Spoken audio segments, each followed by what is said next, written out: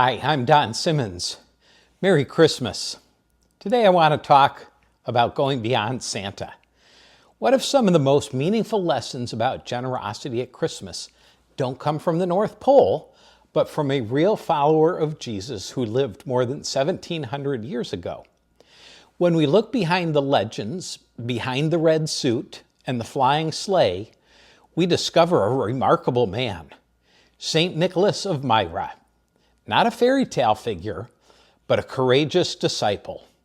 Not a seasonal mascot, but a faithful steward whose life still speaks to us today about how we should use the resources that God has entrusted to us. You see, Nicholas was born in the late 200s in what now is Turkey. When he was still a young boy, tragedy struck his family. Both his parents died, leaving him a meaningful inheritance. But here's the part rarely told. Nicholas didn't see his wealth as something to preserve or to flaunt or to accumulate. He saw it through the lens of Scripture as a trust from God to be used to bless others. The Apostle Paul captures this heart in 1 Timothy chapter 6, where he writes, "Command those who are rich in this present world not to be arrogant, nor to put their hope in wealth, which is so uncertain, but to put their hope in God, who richly provides us with everything for our enjoyment. Command them to do good, to be rich in good deeds, and to be generous and willing to share.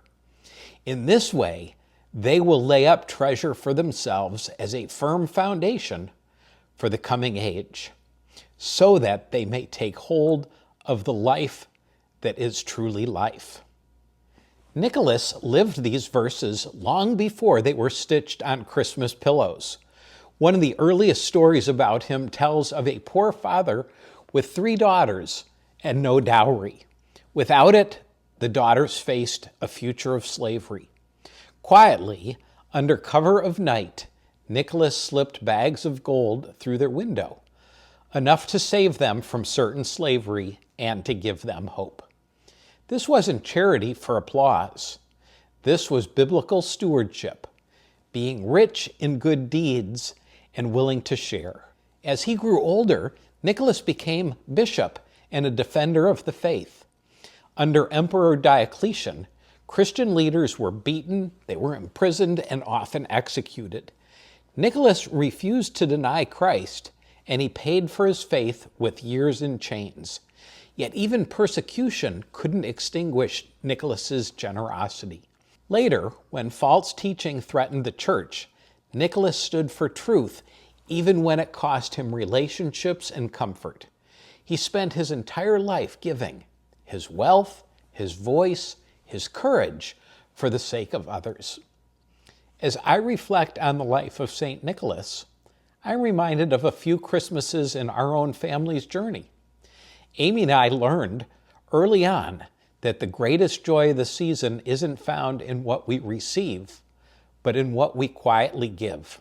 Several times over the years, we learned of families in deep need, parents who loved their children, but they simply couldn't afford gifts. So we went out together, shopped for toys and clothes, wrapped everything, and late into the night, then slipped out under the cover of darkness to deliver the gifts.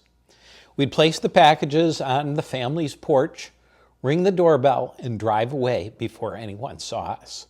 No applause, no credit, just the holy joy of knowing that God had allowed us to be part of His provision for a family in need.